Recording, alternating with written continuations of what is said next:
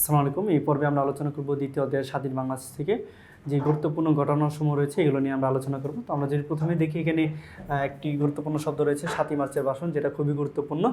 তো শেখ মুজিবুর রহমান 1971 সালে 7ই March racecourse ময়দানে, যেটা বর্তমানে সোহরাওয়ার্দী উদ্যানে, এক ঐতিহাসিক ভাষণ প্রদান করেন, যেখানে বাঙালিকে বিভিন্ন ধরনের দিক নির্দেশনা তুলে ধরা হয়। তো সেটাই হচ্ছে 7ই মার্চের ভাষণ। এবং এটা হচ্ছে গুরুত্বপূর্ণ কেন, যে এই ভাষণের মাধ্যমে বাঙালি জাতি মূলত উজ্জীবিত হয়েছিল, বা মোটামুটি একটা আমাদের পরবর্তীতে 7ই মার্চের পরবর্তীতে আমাদের করণীয় কী হতে পারে এইগুলো নিয়ে হচ্ছে মূলত এখানে আলোচনা করা হয়েছিল, যার কারণে এই ভাষণটা খুবই গুরুত্বপূর্ণ। ঠিক আছে। তো এবং এই ভাষণটা কি হচ্ছে 2017 সালে ইউনেস্কো ওয়ার্ল্ড ডকুমেন্টারি হেরিটেজ হচ্ছে, বা বাংলায় যেটাকে আমরা বলছি বিশ্ব প্রমাণদল হিসেবে স্বীকৃতি দিয়েছেন। ঠিক আছে। তো এটা হচ্ছে অনেক খুবই গুরুত্বপূর্ণ বা খুবই তাৎপর্যপূর্ণ একটি ভাষণ, যেটা বাঙালি জীবনে খুবই স্বাধীনতার জন্য অনুপ্রেরণা হিসেবে কাজ করেছে। পরবর্তীতে বলা হচ্ছে অপারেশন সার্চলাইট বা হচ্ছে গণহত্যা। তো এটা আমরা জানি হচ্ছে জাতীয় গণহত্যা দিবস নামে এটা হচ্ছে স্বীকৃত। তো যদি বলি যে 25শে মার্চ কাল রাতে পশ্চিম পাকিস্তানে হানাদার বাহিনী পূর্ব পাকিস্তানে যে হত্যাযজ্ঞ চালায় তাকে অপারেশন সার্চলাইট বলা হয়। এটা হচ্ছে একটি অফিসিয়াল নাম দিয়েছিল তারা, অপারেশন সার্চলাইট। সার্বিকভাবে এই পরিকল্পনার তত্ত্বাবধান করেন গভর্নর জেনারেল টিক্কা খান। ঢাকা শহরে দায়িত্ব দেওয়া হয়। এটা হচ্ছে একটা প্রশ্ন আসে যে এটা সার্বিকভাবে কি দায়িত্ব পালন করেন, ঢাকার ভিতরে দায়িত্ব পালন করে কে মেজর জেনারেল ফরমান আলী, ঢাকা শহরের বাইরে দায়িত্ব পালন করেন কে মীর খাদিম হোসেন রাজা। তো এরা হচ্ছে এইভাবেই করে। যদি বলে যে প্রথম আক্রমণের শিকার হয় কোন এলাকা, তাহলে হচ্ছে ঢাকার হচ্ছে ফার্মগেটের যে সাধারণ মুক্তিগামী মানুষজন ছিল তারা হচ্ছে এখানে আক্রমণের শিকার হয়। ঠিক আছে। তো এইটা হচ্ছে এই হচ্ছে অপারেশন সার্চলাইট, এটা নিয়ে এই আলোচনা। পরবর্তীতে বলা হচ্ছে মুজিবনগর সরকার। তো আমরা জানি 1971 সালের 10ই এপ্রিল মেহেরপুর জেলা বৈদ্যনাথ আম্রকাননে বা আমবাগানে এই সরকারের যাত্রা শুরু হয়। এই সরকার ছিল 6 সদস্য বিশিষ্ট। কত সদস্য বিশিষ্ট? 6 সদস্য বিশিষ্ট। তো এখানে মোট 12টি মন্ত্রণালয় ছিল। এছাড়া সরকার বিচারপতি আবু সাইদকে বিশেষ দূত হিসাবে নিয়োগ প্রদান করেন। তিনি মুক্তিযুদ্ধের পক্ষে বিশ্ব নেতৃত্ব ও জনসমর্থন আদায় করেন। তো এখানে মুজিবনগর থেকে আরেকটা জিনিস যেটা গুরুত্বপূর্ণ, যেটা হচ্ছে এদের সদর দপ্তর কোথায় ছিল। সদর দপ্তর ছিল কলকাতার থিয়েটার রোডে ছিল। যদি বলে এখানে প্রধানমন্ত্রী কে ছিল তাজউদ্দিন আহমেদ, রাষ্ট্রপতি কে ছিল শেখ মুজিবুর রহমান, উপরাষ্ট্রপতি কে ছিল সৈয়দ নজরুল ইসলাম, অর্থমন্ত্রী কে ছিলেন মনসুর আলী, স্বরাষ্ট্রমন্ত্রী কে ছিলেন কামালুজ্জামান, পররাষ্ট্রমন্ত্রী কে ছিলেন মোস্তাক আহমেদ। এগুলো অবশ্যই মনে রাখতে হবে। এগুলো যদি এখানে দেয় অবশ্যই এগুলো মনে রাখতে হবে। যেহেতু আমি বলছি গুরুত্বপূর্ণ ঘটনাসমূহ মূলত হচ্ছে ক্ষুদ্র ক্ষুদ্র আলোচনা এখানে উপস্থাপন করার চেষ্টা করা হয়েছে। পরবর্তীতে বলা হচ্ছে ভারতের ভূমিকা। আমরা জানি আমাদের মুক্তিযুদ্ধে বিভিন্ন দেশের বিভিন্ন রকম ভূমিকা রয়েছে। তো এই ভূমিকাগুলো আমরা মূলত হচ্ছে কয়েকটি পয়েন্ট আকারে দেওয়ার চেষ্টা করেছি, যার মধ্যে ভারতের ভূমিকা সমূহের মধ্যে প্রথম পয়েন্টটি হচ্ছে মুক্তিযুদ্ধের সরাসরি সমর্থন জানায় হচ্ছে ভারত। তার মানে কি, তারা মুক্তিযুদ্ধের একদম শুরু থেকে হচ্ছে আমাদেরকে সরাসরিভাবে সমর্থন জানায়। মুক্তিযুদ্ধের সামরিক সহায়তা ও প্রশিক্ষণ প্রদান করা হয়, যেটা হচ্ছে অন্য কোনো দেশ করেনি। মুক্তিযুদ্ধে সরাসরি অংশগ্রহণ করে। আমরা জানি হচ্ছে ভারতের বিভিন্ন হচ্ছে সৈনিক বা সেনা সদস্যরা এখানে হচ্ছে এই মুক্তিযুদ্ধে অংশগ্রহণ করার কারণে তারা কি হয়, নিহত হন। ঠিক আছে। তারপরে বলা হচ্ছে শরণার্থী আশ্রয় ও সহায়তা প্রদান করা হয় ভারতের থেকে। আন্তর্জাতিক সমর্থন ও স্বীকৃতি আদায়ের জন্য তৎকালীন প্রধানমন্ত্রী ইন্দিরা গান্ধী ব্যাপক, বা তার সরকার যে রয়েছে তারা হচ্ছে ব্যাপক কার্যক্রম পরিচালনা করে। পরবর্তীতে বলছে মুক্তিযুদ্ধে রাশিয়ার ভূমিকা কি। আমরা জানি ভারত যেমন হচ্ছে আমাদের প্রতিবেশী দেশ হিসেবে যেমন হচ্ছে খুবই মুক্তিযুদ্ধে কার্যকর ভূমিকা রেখেছিল, ঠিক একইভাবে পৃথিবীর যে সুপার পাওয়ার সমূহ রয়েছে তার মধ্যে রাশিয়া অন্যতম ছিল ওই সময়, এখনও আছে। তারাও কি করেছিল, এই মুক্তিযুদ্ধে খুবই গুরুত্বপূর্ণ একটা ভূমিকা পালন করেছিল।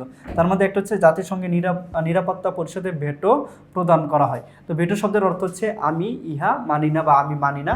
তো আমরা যদি কোনো কিছু নিরাপত্তা পরিষদ যদি কোনো কিছু পাস করতে হয় তাহলে কি হয়, প্রত্যেকটা দেশেরই এখানে কি সম্মতি থাকার প্রয়োজন হয়। কিন্তু যখন এই নিরাপত্তা পরিষদে যখন এটা আমেরিকা হচ্ছে একটা যুদ্ধবিরতির প্রস্তাব উত্থাপন করে, তখন হচ্ছে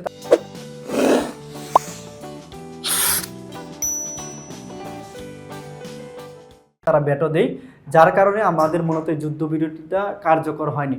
যদি ওই দিন রাশিয়া যদি ভেটো না দিত তাহলে কিন্তু যুদ্ধবিরতি কার্যকর হয়ে গেলে হয়তো আমরা একটা মীমাংসার পর্যায়ে চলে যেতাম, বাংলাদেশ স্বাধীন হওয়ার কোনো ওরকম হয়তো সম্ভাবনা সৃষ্টি হতো না। যার কারণে এটা খুবই গুরুত্বপূর্ণ। এই কারণে এটা 1 নম্বর পয়েন্টে রাখা হয়েছে যে জাতিসংঘের নিরাপত্তা পরিষদে ভেটো প্রদান। তারপর হচ্ছে সপ্তম নৌবহরের বিরুদ্ধে পাল্টা ব্যবস্থা গ্রহণ। তো আমরা জানি মুক্তিযুদ্ধে যুক্তরাষ্ট্র আমাদের বিরোধী দেশের ভূমিকায় অবতীর্ণ হয়েছিল এবং মুক্তিযুদ্ধের শেষের দিকে ভারত কী করে, যুক্তরাষ্ট্র হচ্ছে আমাদের এই ভারত মহাসাগরে কী করে সপ্তম নৌবহর প্রেরণ করে, যার পাল্টা ব্যবস্থা হিসেবে রাশিয়া কী করে, তারা হচ্ছে পারমাণবিক সাবমেরিন হচ্ছে আমাদের এখানে মোতায়েন করে। তারপর হচ্ছে কূটনৈতিক ও আন্তর্জাতিক জনমত গঠনের ক্ষেত্রেও তারা ভূমিকা পালন করে। যুদ্ধ পরবর্তী মাইন অপসারণ ও পুনর্গঠন, অর্থাৎ আমরা জানি মুক্তিযুদ্ধের পরে ব্যাপক পরিমাণে মাইন ছিল এই এলাকায়, তো এই মাইনগুলো হচ্ছে অপসারণ করার জন্য তারা হচ্ছে আমাদেরকে সহায়তা প্রদান করে। সামরিক সহায়তা প্রদান করার ক্ষেত্রেও তারা খুবই গুরুত্বপূর্ণ ভূমিকা পালন করছিল। তারপর বলা হচ্ছে মুক্তিযুদ্ধে যুক্তরাষ্ট্রের ভূমিকা কী ছিল।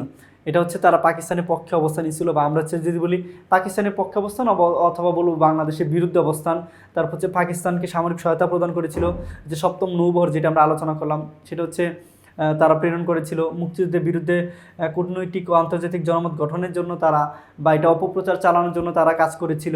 মার্কিন জনগণ ও মিডিয়ার বাংলাদেশের পক্ষে অবস্থান, কিন্তু আমরা জানি তাদের যে জনগণ ছিল বা মিডিয়া ছিল তারা সরকারের বিরুদ্ধে গিয়ে বাংলাদেশের মুক্তিযুদ্ধে তারা ভূমিকা রেখেছিল। আর মুক্তিযুদ্ধে জাতিসংঘের ভূমিকা খুবই নগণ্য ছিল, তেমন কোনো ভূমিকা ছিল না। তারা মানবিক সহায়তা ত্রাণ কার্যক্রম পরিচালনা করেছিল, কিন্তু মুক্তিযুদ্ধ বন্ধে বা গণহত্যা বন্ধের ক্ষেত্রে যে কার্যকর ভূমিকা ছিল তারা সেটা গ্রহণের মানে একটা ব্যর্থতার পরিচয় দিয়েছিল। এই হচ্ছে অবস্থা।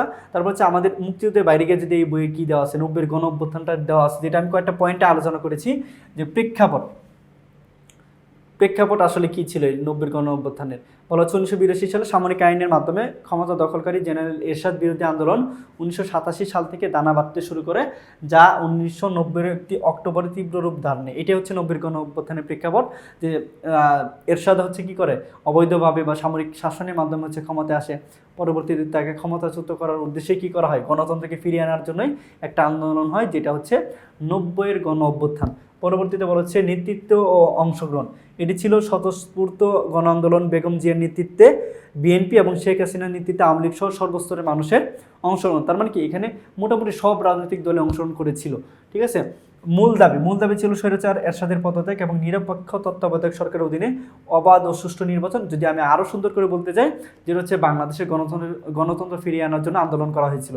পরবর্তী হচ্ছে ফলাফল হচ্ছে এরশাদের পতন এবং গণতন্ত্রের পথে যাত্রা শুরু। এরশাদের পতনের মাধ্যমে আবার হচ্ছে এই বাংলা অঞ্চলে বা বাংলাদেশে কি হয়, গণতন্ত্রের যাত্রা শুরু হয়।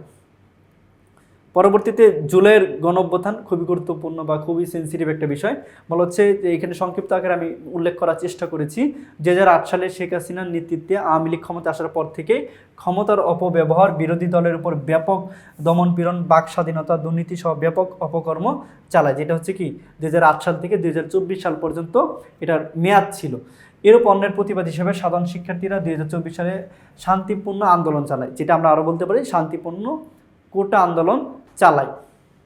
এই শান্তিপূর্ণ আন্দোলনে আওয়ামী লীগ, পুলিশ সহ তাদের দোসররা হামলা ও নির্যাতন শুরু করে। 16 জুলাই রংপুরের বেগম রোকেয়া বিশ্ববিদ্যালয়ের শিক্ষার্থী আবু সাঈদ পেটোয়া পুলিশ বাহিনী গুলিতে শহীদ হলে সর্বস্তরের জনগণ এই আন্দোলনে যুক্ত হতে শুরু করে। অর্থাৎ মূলত 16 তারিখের পর থেকে এটা আরও ঘটনা অন্যদিকে মোড় নেওয়া শুরু করে। ধারাবাহিক আন্দোলনের মাধ্যমে 5ই আগস্ট স্বৈরাচার হাসিনা তার দলবল সহ ভারতে পালিয়ে যায়। এভাবেই ন্যায্যতার দাবিতে আন্দোলনরত ছাত্র জনতার বিজয়ের মাধ্যমে ইতিহাসে নজিরবিহীন এক দৃষ্টান্ত স্থাপিত হয়। ঠিক আছে।